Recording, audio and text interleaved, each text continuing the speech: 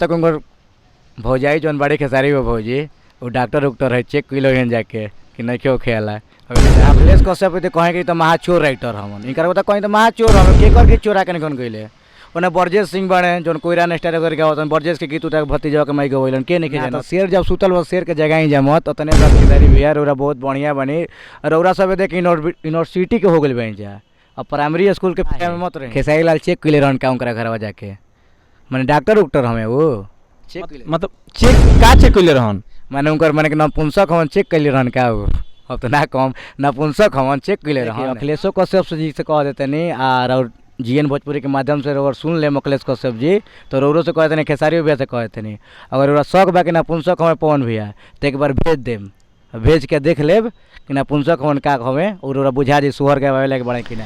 नमस्कार भैया, जीएन भोजपुरी से हम नरसिंह सम्राट। अभी हम पहुंच चुकल बनी एगो ऐसा विवादित सिंगर के पास जिकर गाना जब मार्केट में आवेला तो हमेशा विवाद मचावेला। वो सिंगर के नाम बा बिक्की बिंदास। चैनल में स्वागत बा भैया। और सबसे पहले तो जीएन भोजपुरी के जे भी हमारे के देखा था सब लोग के पैर छू के प्रणाम करते नहीं। अच्छा, और मार्केट में गाना आवेला तो हमेशा काहे विवाद मचावेला?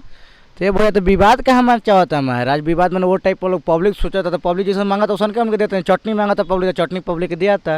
अच्छा, पब्लिक जो मांगे लगे वो सब दिला। तो हमने के काम का हमने काम है कि पब्लिक किस टाइप का मोमेंट मांग रहा है। पब्लिक जैसा हमारे गीत संगीत सुना तो पब्लिक लग देता है परोसता है। कलाकार का है, कलाकार है पब्लिक का गुलाम है। माँ बाप कलाकार को जन्म दिया और पब्लिक ही हम लोग का भगवान है। हम लोग का दूसरा का माँ बाप पब्लिक ही होता है।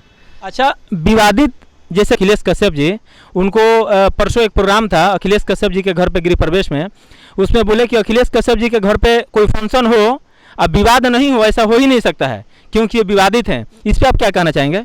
ए भैया देखिए, खेसारी भी अभी बनी तो वहाँ के भी कंट्रोवर्सी में हरदम रहते रहनी। अखिलेश कश्यप तो कहें कि तो महाचोर राइटर हमन इनकर बता कहीं तो महाचोर हम के कर के चोरा के निकन गइले ओने बरजेश सिंह बने जौन कोयरा ने स्टार करके आवतन बरजेश के गीत उठा के भतीजा के माई गइलन के नहीं जानत बरजेश सिंह के भी गइलन। अखिलेश कश्यप एगो गीत अपना से लिखेलन, गीत लिखेलन तो कह के 10 गो एगो छोटा सिंगर के हिट करा के देखा 10 वो दिन जान दिन को हिट सिंगर हवन। आपका कहने मतलब है कि अखिलेश कश्यप जी खुद से अपने से गीत नहीं लिखते हैं? एकदम भैया, दूसरा कोई के नाम लेवल मिल गई उनका खेसारी भैया के चलते उनका लेवल मिल गई बा। अब दूसरा कोई लिखेला कि भैया तनी खेसारी से गवा देने गीतवा तो वह गीतवा के लेके वहाँ के खेसारी जी से गवा के अपन नाम कर लेनी। अच्छा, आपका कहने का मतलब है कि वो गीत अपने से नहीं लिखते हैं। अगर कोई छोटा मोटा राइटर अगर गीत लिख के उनके पास ले जाता है, अब बोलता है कि इस गीत को खेसारी जी से गवा दीजिए, तो उसका नाम वो अपने दे देते हैं गीत पे ही ना। बस यही बात है। वैसे खेसारी भैया के टाइम साथे रहेलन आ साथे रहेलन तो साथे रहला के फायदा उठावेलन। एगो गीत अगर वो गीत लिखेलन तो एगो छोटा सिंगर के हिट करा के देखा 10। अच्छा, एक बात और बताइए आप हमको। परसों जो अखिलेश कश्यप जी के घर पे गृह प्रवेश था, उस गृह प्रवेश में खेसारी जी पवन सिंह को चुनौती दिए हैं और उसमें ये बोले हैं कि सोहर खाली दूसरे के द्वार पर कोई तारा द्वार पर कोई सोहर ना होए। इस पर आप क्या कहना चाहेंगे? हम तो का कहीं रो रख बतावत नहीं। देखिए, खेसारी लाल तो एक बात तो कहिए देने कि कंट्रोवर्सी में रहल चाहेलन, ऐसे गीत तबायत नहीं क्यों मार्केट में वो कंट्रोवर्सी में रहलन केहू के अंगूरी करत रहलन। हाँ, उसमें बोले भी हैं कि हमारे काम बा अंगूरी करे कम अंगूरी कर देने।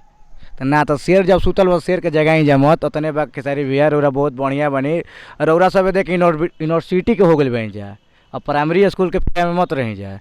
पवन सिंह को चुनौती भी दिए हैं कि वो मर भी जाएंगे तो उनके यहाँ स्वर कभी नहीं होगा। आखिर वो ऐसा क्यों बोले? का है खेसारी लाल चेक किले रहन का उनकरा घरवा जाके मैंने डॉक्टर उक्टर हमें वो चेक मतलब चेक का चेक कइले रहन माने उनकर माने कि नपुंसक हमन चेक कइले रहन का हो अब तो ना कम नपुंसक हमन चेक कइले रहन। चुनौती दे के बोले हैं कि हम एकदम चैलेंज देते हैं कि उनके यहाँ सोहर कभी नहीं गवाएगा, मर भी जाएंगे तो भी सोहर नहीं गवाएगा।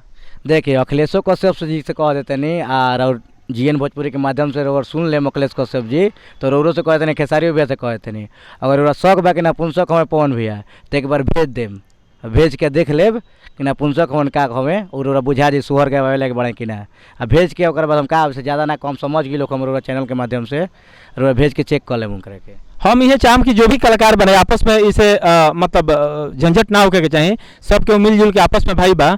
अभी जातिवाद भी बहुत चल रहा बा, एकरा पर और का विचार बा? देखिए, जातिवाद पर क्या चलता है ऐसे कोनो बात नहीं। कलाकार सब भाई होता है, बस कलाकार अपना उनका रोजी रोटी है। कोई कोयरान स्टार है वो अपना कैसेट बेच के 2 रुपये मिलता है, कोई हिरान स्टार है उसको कैसेट बेचता है 2 रुपये मिलता है, कोई बबुआन स्टार है तो उसको कैसेट बेचता है 2 रुपये मिलता है। बस कलाकार सब भाई है। पब्लिक लोग से अनुरोध है हाथ जोड़ के पब्लिक आपस में विवाद ना करे कलाकार के प्रति। आपका कहने का मतलब है कि हम सभी कलाकार हैं, जो भी हम लोग गाना गाते हैं जातिवाद, उस गाने पे आप लोग आपस में झंझट मत कीजिए। ना देखी सब कोई अपन समाज खातिर गइल बा, पहले नहीं लोग गावल है, सब पहले हूँ गवाइल बा। पहले जातिवाद गाना इस टाइप का नहीं होता था। तो देखिए जातिवाद ना तो तोते में हम कह देना अब का हो गया डिजिटल जमाना होता, कैसेट बेचाते नहीं, कलाकार कैसेट बेच के अपन रुपया निकल हिन गाना के। अब ये डिजिटल के जमाना में सोशल मीडिया पर गाना चढ़ा था डायरेक्ट यूट्यूब पर, तब देखिए सब कोई के अपन पब्लिक हो गइल बा। अब कोईरान स्टार के अपन पब्लिक हो गइल बन, अहिरान स्टार के अपन पब्लिक हो गइल बन, बबुआन स्टार के अपन पब्लिक हो गइल बन। अब पब्लिक लोग से अनुरोध हमरा ये बा कि आप आपस में लड़ाई मत कीजिए, कभी कलाकार के प्रति आपस में लड़ाई मत कीजिए। अच्छा, आप अपने दिल का राय बताइए कि खेसारी लाल यादव जी को क्या ऐसा पवन सिंह के बारे में बोलना चाहिए? उनकरा तो बोला ही कि ना चाहते रहे पवन भैया के बारे में उनकरा के तो कभी तो मीडिया के सामने आके बोलते हो कि मेरे पिता समान। ठीक है, बड़े के बहुत आदत करते हैं खेसारी भैया आप, मगर आपको तो ये गलत बात नहीं बोलना चाहिए। शहर दम नहीं किया था हमें, दम तो नहीं लगा था, चेक कर ले रहा नपुंसक हो क्या हमें ये तो वही बताएंगे, हम लोग कैसे बता सकते हैं? और लागत तक उनको भौजाई जौन बड़ी खेसारी वो भौजी वो डॉक्टर उक्टर है, चेक किलो हन जाके कि नहीं क्यों खेला है। अब ऐसे ज़्यादा तो हम ना कहो। चलिए, आप तो ऐसे भी विवादित थे, हम नहीं चाहते हैं कि इस न्यूज़ से भी ज़्यादा विवाद हो, तो आप हमारे चैनल के लिए ज़रा सा एक बार हमारे दर्शकों को कुछ सुझाव दीजिए अपने तरफ से कि जातिवाद गाना जो भी गाते हैं उस पर आपस में ये। देखिए जीएन भोजपुरी के माध्यम से हम यही कहो, हम जो भी जातिवाद गावत था आपस में भैया भेदभाव नहीं करे के, आपस में भाईचारा रखे के बा।